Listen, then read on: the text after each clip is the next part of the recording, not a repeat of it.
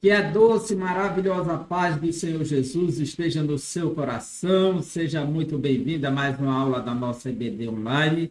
Eu sou o professor Givanildo Tavares e falo aqui da Assembleia de Deus em Santa Rita, na Paraíba, que é liderada pelo pastor Djalma Silva. Hoje nós vamos estudar a lição número 8, que traz este belíssimo tema: missionários fazedores de tendas. Que podemos aprender com esta lição, que vamos compreender a partir desta lição um tema muito importante. Por que fazedores de tendas? Uma expressão literal que se transforma em metáfora de uma atitude em relação à prática missionária. Então vamos para a nossa lição, pois ela tem muito a nos oferecer. A lição está dividida em 3 capítulos, logo ela se propõe trabalhar 3 objetivos. Primeiro é relacionar a vida profissional de Paulo com a ministerial, ou seja, Paulo será o nosso referencial de estudos aqui, será o nosso paradigma para uma compreensão do que é o trabalho missionário e a vida profissional como auxílio no processo de desenvolvimento da missão.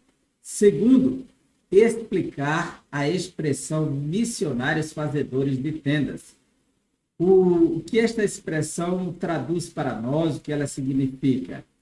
Nós sabemos que existe uma prática literal de fazer tendas, a profissão, mas ela se converte em uma metáfora que traduz um outro sentido, um outro significado para nós, que é o sentido espiritual. Então, nós vamos estar abordando sobre isso no 2º capítulo. E terceiro, discutir vocação, profissão e missões. Entendendo que a vocação, essa palavra vem do verbo vocare, no latim, e essa palavra vocação quer dizer chamada. O que é a chamada? O que é a profissão? Aquilo que alguém exerce, vem da palavra pro e fitere. Pro é antes, colocar na frente. Fitere é testemunhar ou confessar diante de. Uma profissão é algo que alguém realiza diante de alguém ou a favor de alguém. Profissão. E missões, que é o trabalho que a vocação que a pessoa recebe, a profissão que desenvolve e a missão, que é justamente o exercício da sua vocação ligada à sua profissão. Então, vamos tentar compreender isso a partir do 3º capítulo. Então, relacionar, explicar e discutir são os 3 objetivos desta lição nos 3 capítulos. Vamos lá. O texto áureo, que é o texto base, que sempre é exposto, como alguns chamam, o texto de ouro, ele trata de uma expressão muito importante. O apóstolo Paulo, no livro de Atos dos Apóstolos, capítulo 20, ele está fazendo o regresso da sua 3ª viagem missionária em destino a Jerusalém, fazendo a coleta pela Europa para levar os irmãos que estão em Jerusalém, as igrejas da Judéia. E passando em Mileto, ele manda chamar os presbíteros ou anciãos para lhes dar os últimos conselhos, entendendo Paulo que ele não voltará mais por aquelas regiões, pois ele tem um projeto de chegar em Jerusalém e de lá fazer fazer a doação da grande coleta e partir para a Espanha, indo por Roma, né? Esse é o seu projeto missionário.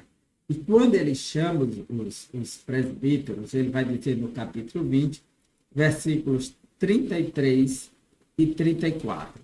Paulo usa uma expressão semelhante à do profeta e sacerdote, juiz Samuel, no capítulo 12 do 1º livro de Samuel, que ele está com o senso do dever cumprido naquela região, naquela área, com aquele povo, e faz um discurso de despedida e desperta a consciência que ele nunca usou de leviandade ou exploração indevida daquele povo que ele serviu. E Paulo diz no capítulo 20, versículos 33 e 34. De ninguém cobicei prata, nem ouro, nem vestes. Vós mesmos sabeis que estas mãos serviram o que me era necessário, a mim e aos que estavam comigo. Então, Paulo, ele desperta a consciência dos irmãos que sabiam do seu serviço naquela região, que as suas mãos lhe serviram para o que era necessário, seja no que diz respeito ao comer, beber, vestir ou buscar abrigo, ele trabalhou por conta própria. Vós mesmos sabeis que para o que me era necessário, a mim e aos que estão comigo, ou seja, a sua equipe de missionários, estas mãos me serviram. De que forma suas mãos lhe serviram? Através do seu ofício profissional, através da sua capacitação profissional, através da sua habilidade de fazer tendas. Paulo, ele é oriundo da região da Cilícia, Tarso da Cilícia, conforme ele bem testemunha em Jerusalém, no livro de Atos.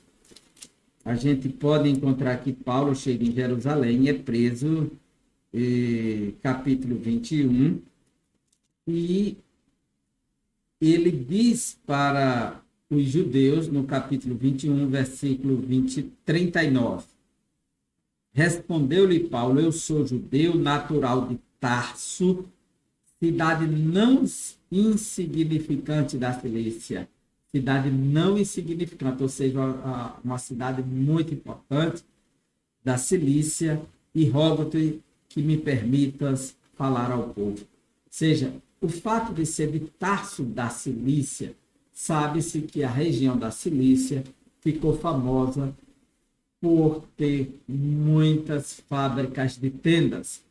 Trabalhava com silício, que é o couro curtido, né? Couro curtido. Daí que Paulo tem uma profissão que talvez venha do seu pai, que era fabricar tendas, já que seu pai é de Tarso da Cilícia, e essa região havia muita produção e trabalho com a produção de couro curtido. E Paulo trabalha fabricando tendas. E ele aprendeu esse ofício e ele se utilizou dele quando chegou na Europa para poder pregar o evangelho.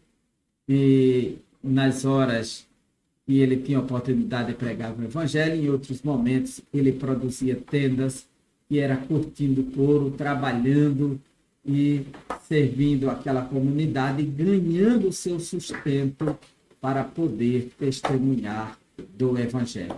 E agora ele dá esse testemunho antes de partir, lembra que todos sabiam disso, recorda do fato que ele era um fabricante de tendas, e ele diz que estas mãos me serviram, ou seja, eu trabalhei para poder pregar para vocês.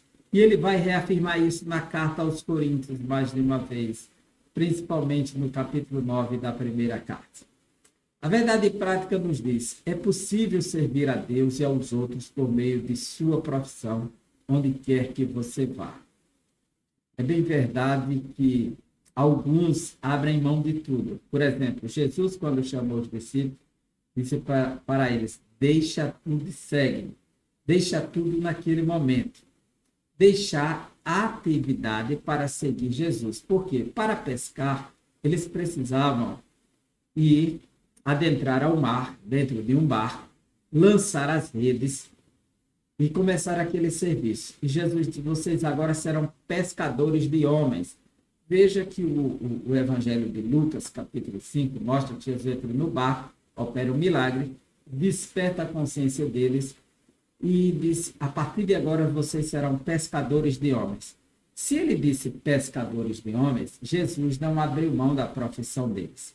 Jesus apenas ressignificou, porque eles continuam sendo pescadores, só muda o tipo de peixe agora. Serão pessoas, mas a profissão está em foco ali. Ela permanece dentro da mensagem de Jesus. Vocês serão pescadores de homens. Veja que Jesus, ele aprende a ser carpinteiro com José na infância e presta serviço à comunidade de Nazaré com a sua profissão.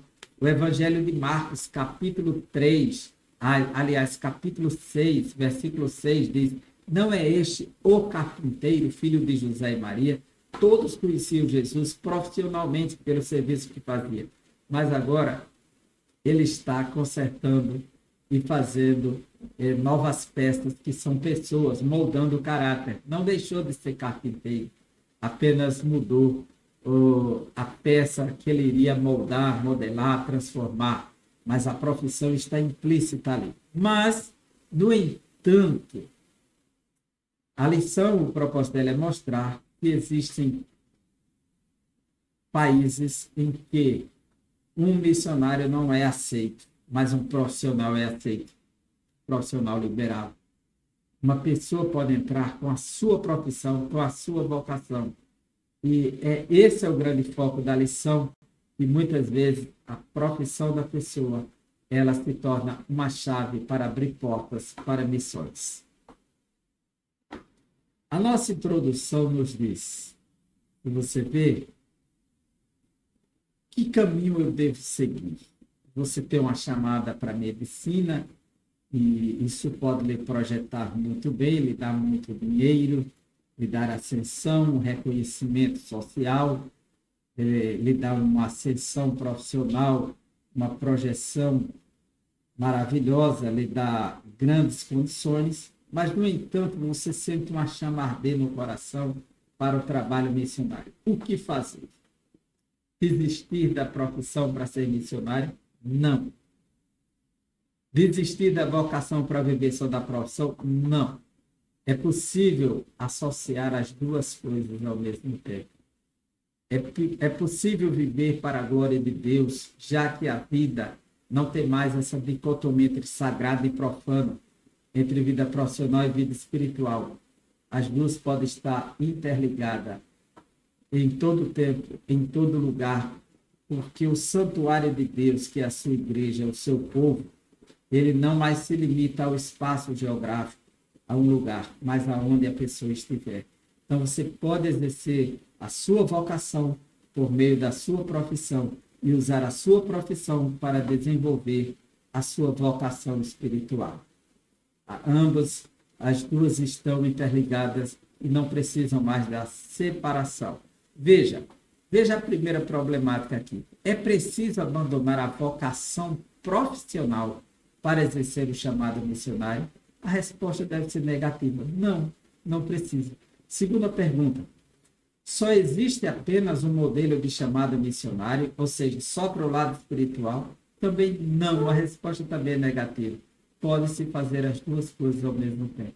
Terceiro, chamado missionário e vida profissional são irreconciliáveis? A resposta também é negativa. Não.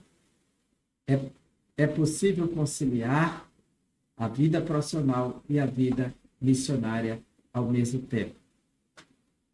Principalmente onde exigem, países que exigem muito mais um profissional do que um missionário. Onde não entra um missionário, se entra o profissional. Agora, se há possibilidade e há uma necessidade intensa de viver exclusivamente da missão e para a missão, desenvolvendo a vocação missionária, onde não há nenhuma dificuldade, nenhum empecilho, que assim seja, o reino vai ganhar muito mais com isso. Mas, dizia Lutero para aqueles que lhe procuravam: doutor Lutero, eu quero pregar o evangelho, o que devo fazer? Eu quero aprender a pregar o evangelho. Aí Lutero dizia: você é o quê? Ele disse: sou sapateiro. Aí Lutero disse: muito bem, usa a sua profissão para pregar o evangelho, cobrando o preço justo, entregando no tempo certo e dando o seu melhor, pois isso anuncia a glória de Deus. A lição desta semana traz uma reflexão à luz da vida do apóstolo Paulo como alguém que, ao mesmo tempo, exerce uma profissão e anuncia o evangelho de Cristo. De acordo com esse exemplo bíblico do apóstolo Paulo, vamos meditar a respeito dos fazedores de tendas. Então, aqui, a expressão já assume uma dimensão além do aspecto profissional para assumir uma expectativa mais metafórica, abarcando todos os tipos de profissões representadas pela frase fazedores de tendas. Então, essa expressão aqui, ela ganha uma dimensão muito mais ampla a partir do texto de Atos dos Apóstolos. A vida profissional de Paulo e sua vocação ministerial. A profissão do apóstolo Paulo. Paulo, o fazedor de tendas. O texto de nossa leitura bíblica em classe está em Atos, capítulo 18, que diz: depois disso, partiu Paulo de Atenas e chegou a Corinto, e achando um certo judeu por nome Áquila, natural do Ponto, que havia pouco vindo da Itália, e Priscila, sua mulher, pois Cláudio, o imperador, tinha mandado que todos os judeus saíssem de Roma, por volta do ano 49, era cristã. Se ajuntou com eles. E como era do mesmo ofício, ficou com eles e trabalhava, pois tinha por ofício fazer tendas. Ou seja, Paulo, ele chegou em Corinto e ele precisava sobreviver e encontrou ali uma empresa de fabricar tendas. E quem era o dono? Era Áquila, um judeu que veio do Ponto e casado com uma mulher romana, talvez judia romana, porque havia essa questão de miscigenação, chamada Priscila, ou era somente romana, porque o nome dela Priscila, ou Prisca, é um nome totalmente romano. E este casal, eles tinham uma empresa de fazer tendas. E Paulo se uniu a eles e ficou com eles, ou seja, na empresa deles. Então, que tinha o mesmo ofício de fazer tendas. E esse casal era um casal missionário que já tinha conhecido Cristo na Itália, mas foram expulsos de lá por conta do decreto do imperador Cláudio no ano 49. E Paulo, ao se encontrar, vai se unir a esse casal. A gente percebe que esse casal, ele é do Ponto, né, o Áquila, mas Paulo vai se encontrar com eles em Corinto. Depois, quando escreve para a igreja de Roma, faz menção do trabalho deles de oferecer ajuda aos cristãos e ele expressa gratidão pelo serviço de Áquila e Priscila. No capítulo 16 da carta aos Romanos, eles estão em Roma quando Paulo escreve, versículos 3 e 4. Saudai Priscila e Áquila, meus cooperadores em Cristo Jesus, aos quais pela minha vida arriscaram a sua própria cabeça. E isto lhes agradeço. Não somente eu, mas também todas as igrejas dos gentios. Ou seja, eles prestavam grande serviço às igrejas gentílicas. Nós podemos ver que Priscila e Áquila também estão em Éfeso, em outro momento, quando Paulo escreve a segunda carta a Timóteo. Eles estão em Éfeso. Esse casal está sempre em trânsito, o movimento é um casal de missionários e provavelmente eles tivessem vários pontos de vendas de tendas. Isso facilitava, eles tinham uma certa condição. E Paulo se encontra com eles aqui em Corinto, conforme a nossa lição. E Paulo, ele é um fazedor de tendas, e Priscila e Áquila também são fazedores de tendas. Atos 18, versículo 3. E como era do mesmo ofício, ficou com eles e trabalhava, pois tinham por ofício fazer tendas. Esse é um momento importante porque este casal vai contribuir com Paulo na pregação do Evangelho. Aqui em Atos, capítulo 18, a gente vê nos versículos, capítulo 18, versículos, veja, capítulo 18 de 1 Coríntios, aliás, de Atos dos Apóstolos, né? Atos dos Apóstolos, 24 a 26. Nesse meio tempo, chegou a Éfeso um judeu natural de Alexandria, chamado Apolo, homem eloquente e poderoso nas Escrituras. 26. Ele, pois, começou a falar ousadamente na sinagoga. Ouvindo, porém, Priscila e Áquila tomaram-no consigo e com mais exatidão lhes expuseram o caminho de Deus. Ou seja, Priscila e Áquila ajudaram no discipulado de Apolo, contribuindo com Paulo. Veja que os fazedores de tenda, onde eles estão contribuindo com o Evangelho. Né? Então, Paulo é um fazedor de tenda, Priscila e Áquila também são fazedores de tendas. E unidos, eles se uniram por meio da profissão e por meio da vocação espiritual na comunicação do Evangelho. Veja como é importante a profissão na vida do missionário. Se Paulo não tivesse uma profissão, o que seria dele naquele momento em Corinto, em que as portas estavam fechadas e que ele não havia fundado igreja ainda que lhe desse manutenção? Então ele estava sobrevivendo, investindo pessoalmente para poder pregar o Evangelho. 2. Como o apóstolo Paulo conjugava a vida profissional e ministerial? Como é que ele fazia isso? No ofício, além da vocação espiritual. A tradição judaica exigia que os mestres religiosos oferecessem gratuitamente os seus serviços espirituais. E cada rabino tinha que aprender uma profissão para se sustentar. Ou seja, Gamaliel tinha uma profissão. E Paulo era aluno de Gamaliel. Não por acaso o apóstolo Paulo era fariseu e fora criado aos pés de Gamaliel. Criado aqui é educado, mas não esqueceu a arte de fazer tendas.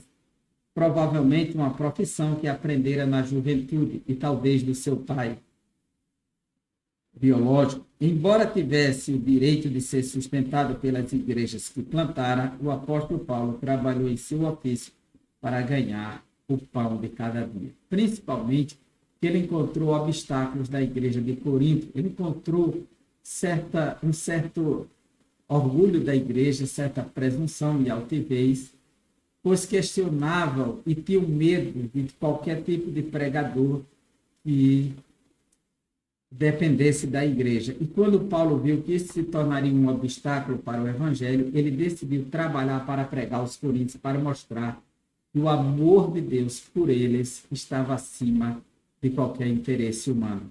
E que Paulo estava disposto a pregar a qualquer grupo, independente se ele iria receber recompensa imediata ou não, inclusive custear o seu próprio trabalho, esperando a recompensa de Deus. E Paulo fez isso aos coríntios, e contanto que o evangelho não fosse impedido de ser pregado entre os coríntios. E Paulo depois lança esse rosto aos coríntios, já que ele tinha o direito de receber a ajuda da igreja, sendo cristão, ele terminou custeando o seu trabalho missionário. Em um de seus muitos comentários bíblicos, o teólogo pentecostal Meyer Pilmer, ele diz que o apóstolo Paulo adotava a firme resolução de não aceitar ofertas das pessoas que ele procurava ganhar para Cristo, pois seu objetivo era merecer a confiança do povo e comprovar que seus motivos de evangelização eram sem interesse financeiro.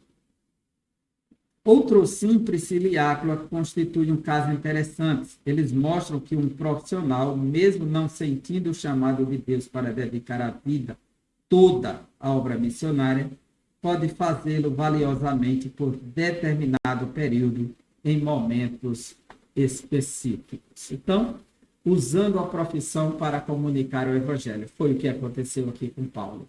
Usando um ofício que está além da sua vocação para comunicar o evangelho.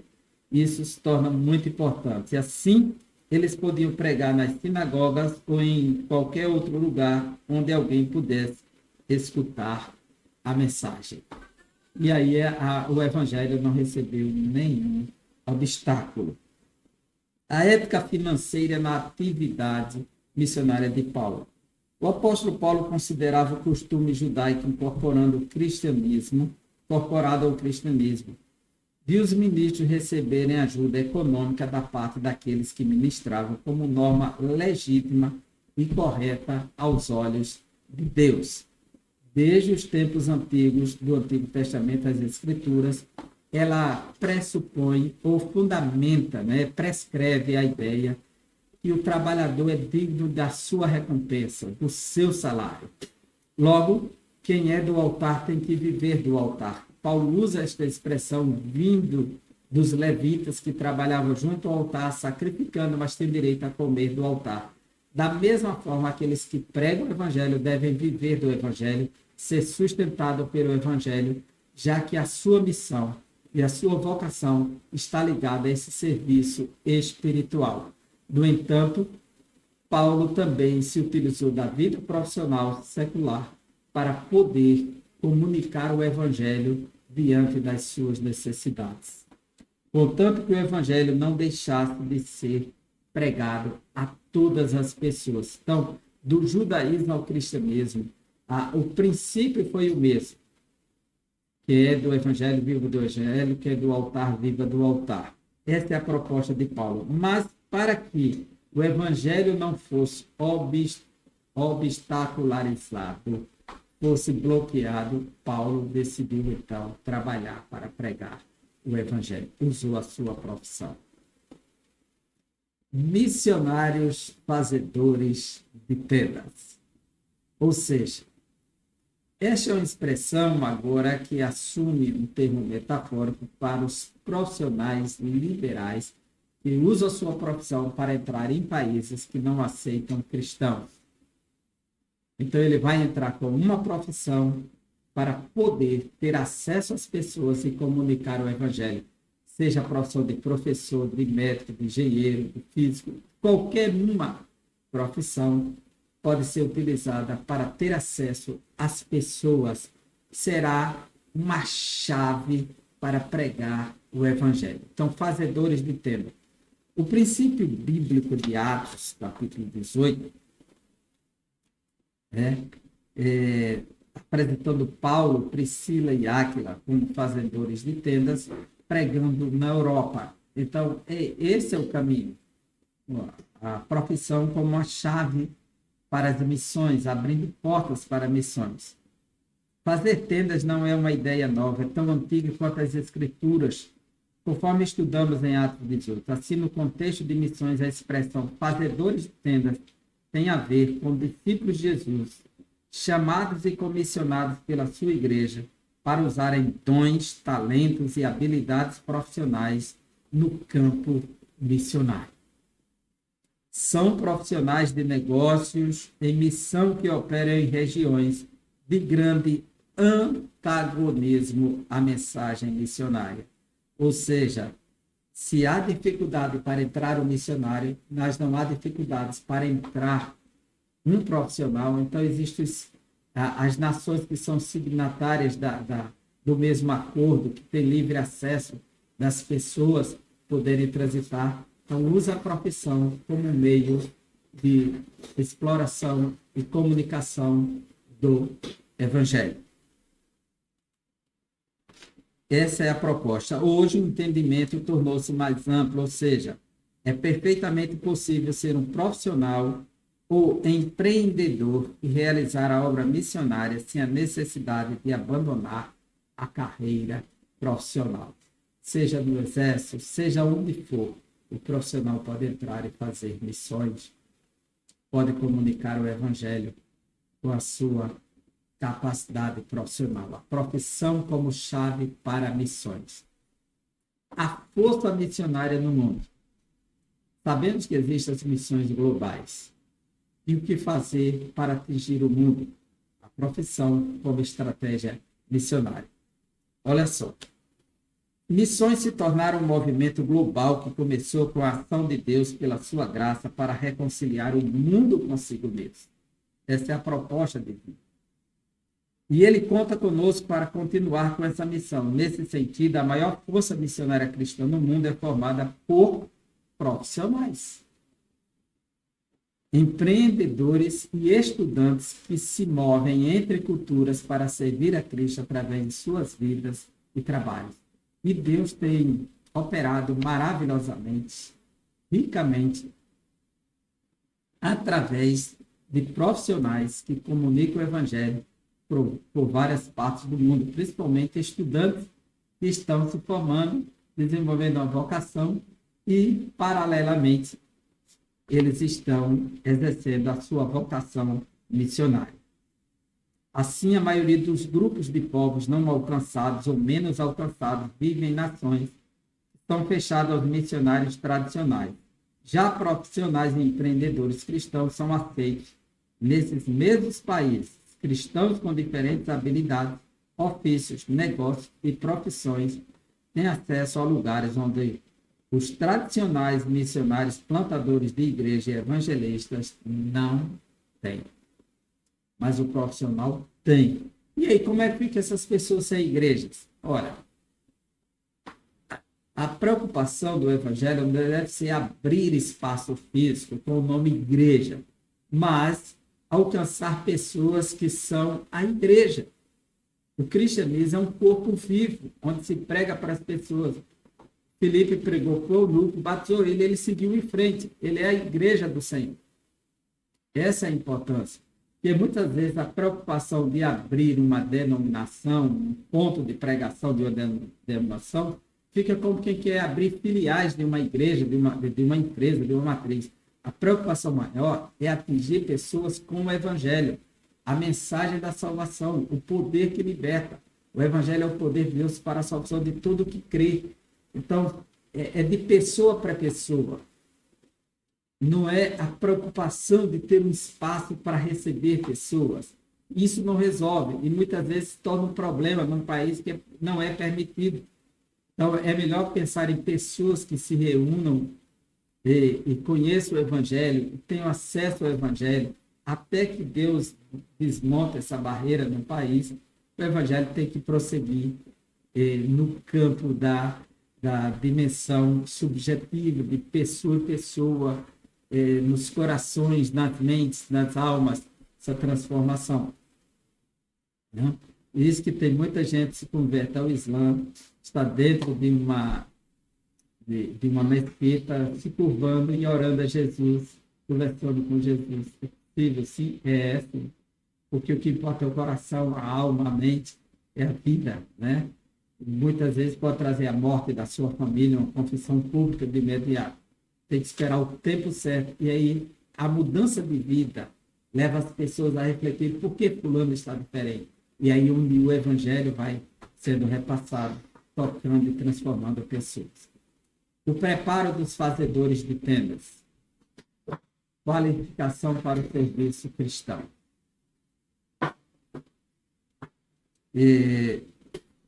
Como os outros missionários, os fazedores de tendas devem se preparar plenamente para se tornarem os ministros transculturais mais eficientes que puderem. Seja desde a aprendizagem da língua, da profissão, da capacitação, qual é a profissão, uma profissão startup ou algo que está em alta no país, que mais cresce. Então, a pessoa investir nessa área para ter acesso, para se projetar profissionalmente, ganhar espaço, confiança e ter acesso ao maior número possível de pessoas. E aí poder exalar o bom cheiro de Cristo e levar o evangelho para essas pessoas. Aqui é muito oportuna a orientação do apóstolo Paulo ao jovem Timóteo, em que a boa instrução é necessária e a todo bom obreiro da causa do mestre. Quer dizer, a palavra ela é útil para ensinar, redarguir e preparar o homem para toda boa obra. Nesse aspecto, há um crescimento significativo de profissionais missionários ou fazedores de tendas chamados para missões. Então, o preparo dos fazedores de tenda. Paulo diz, procura apresentar-te como um trabalhador aprovado, ou seja, talvez ele esteja usando a metáfora de que sabe cortar corretamente, porque ele cortava o couro e não podia perder nem um pedaço do couro para não prejudicar a produção da tenda. Então, procura apresentar como obreiro aprovado, que sabe cortar bem, perfeitamente, corretamente. Quer dizer, um bom profissional pode lograr bons resultados na vida espiritual. A vocação, profissão e missões. Deus é quem chama, o homem é quem exerce a vocação. Então, minha profissão, meu campo missionário. Deus coloca no coração a disposição. Muitas são as oportunidades para nos envolvermos com os trabalhos em nossas igrejas locais, grupos evangelísticos de grande impacto, organizações missionárias relevantes no contexto nacional e até outros países. Todavia, é Deus quem coloca em nosso coração a disposição ou aptidão para executar um determinado ofício. É bem verdade que Deus ele já vai dando essa direção para as pessoas, essa paixão, essa vocação. Eu fico observando, nós trabalhamos com o ensino de teologia nos seminários, como os alunos chegam dizendo qual o seu chamado, país, povo que pretende trabalhar. Já existe uma paixão intrínseca, já existe uma chama, que inflama aquele coração, que aquece aquela... E muitas vezes essa aprendizagem da profissão paralela, né? E muitas vezes precisa seguir uma formação, uma outra capacitação. Nesse caso, é Deus quem capacita, comissiona e habilita cada crente para uma determinada missão no mundo. Então, Deus ele vai investir na pessoa, inclusive profissionalmente, quando ele dá essa habilidade de aprender um ofício, uma arte. Veja, se não tivesse Bezalel e seu companheiro lá no acampamento de Israel, o que seria na hora de produzir o tabernáculo? Precisou de um profissional na área, e Deus investiu mais ainda, derramando o seu Espírito sobre ele, para criar o tabernáculo, produzir todas as peças, peças com ouro, com prata, com madeira, com tecido. Então, dos mais diversos, os artífices estavam lá para exercer esta maravilhosa missão. Então, exercendo a vocação. Quando respondemos de forma prática a esse chamado, exercendo a nossa vocação, é que encontramos nosso propósito de vida. A vocação é a nossa missão única para a qual cada um de nós foi preparado a fim de prestarmos serviço ao nosso Criador. É a razão pela qual cada um de nós, efetivamente criados por Deus. Então, Deus ele faz um chamado, ele vocaciona pessoas, né? Ele mesmo quem nos dá condições para realizarmos tais tarefas por meio dos dons e virtudes, tornando-nos parte integrante de seus planos para a sua honra e glória. O livro dos Salmos diz que Deus adestra as nossas mãos para a peleja. Então, é Deus que capacita, né, o serviço militar. O livro do profeta Isaías, capítulo 28, ele fala do agricultor numa parábola, Isaías 28, versículos 23 em diante, quando ele narra uma parábola que Deus, capítulo 28, 23 em diante, inclinai os ouvidos e ouvi a minha voz, atendei bem e ouvi o meu discurso. Porventura, lavra todo dia o lavrador para semear, ou todo dia suca a sua terra e a esterrua? Porventura, quando já tem nivelado a superfície, não se espalha o endro, não semeia o cominho, não lança nela o trigo em leiras ou cevada no devido lugar, pois a espelta na margem, pois o seu Deus assim o instrui devidamente e o ensina. Ou seja, todo o trabalho do agricultor, todo o serviço, da exploração da terra, das sementes, da plantação, do cultivo, da colheita, vem de Deus. Deus o instrui, Deus o ensina, Deus capacita profissionalmente. Então, as vocações, as profissões, tudo vem de Deus. Então, minha profissão, meu campo missionário. Tudo que temos vem de Deus e devemos ser usados para a glória de Deus. Somos todos vocacionados para servir a Cristo com o que somos e com o que temos, sendo o objetivo principal da vida glorificar o nome de Deus Pai dentro e fora da igreja, conforme Paulo ensina em Romanos 16, 25 a 27, que a nossa vida tem esse propósito de comunicar o Evangelho, de torná-lo conhecido, e todos nós, sem exceção, na Igreja de Cristo, temos esse dever. Como Paulo disse assim: ora, aquele que é poderoso para vos confirmar, segundo o meu Evangelho e a pregação de Jesus Cristo, conforme a revelação do mistério guardada em silêncio nos tempos eternos, e que agora se tornou manifesto, foi dado a conhecer por meio das Escrituras proféticas, segundo o mandamento de Deus eterno, para a obediência da fé entre todas as nações. Ao Deus único e sábio seja dada a glória por meio de Jesus Cristo, pelos séculos dos séculos. Amém. Isso é Romanos 16, 25 a 27. Então, toda vocação, toda preparação é para glorificar a Deus. A verdade é que a sua profissão pode ser uma grande porta aberta para a causa do Evangelho, seja por meio de um negócio próprio, ou seja, servindo em outras corporações, empresas, atividades.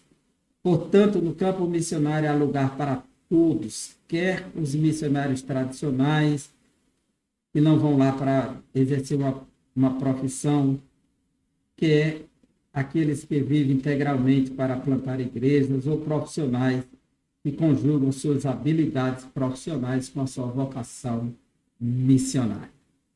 Enfim, a nossa conclusão é: Deus está chamando cada vez mais profissionais para que levem a mensagem da salvação até os confins da terra. Esse é o chamado do Senhor, especialmente aos povos não alcançados. E, entretanto, é preciso um alerta. Nem todos que se sentem atraídos a fazer tendas, ou seja, os profissionais, estão qualificados para a tarefa missionária. Quer dizer, é um profissional, mas não é um vocacionado para missões, pode ser.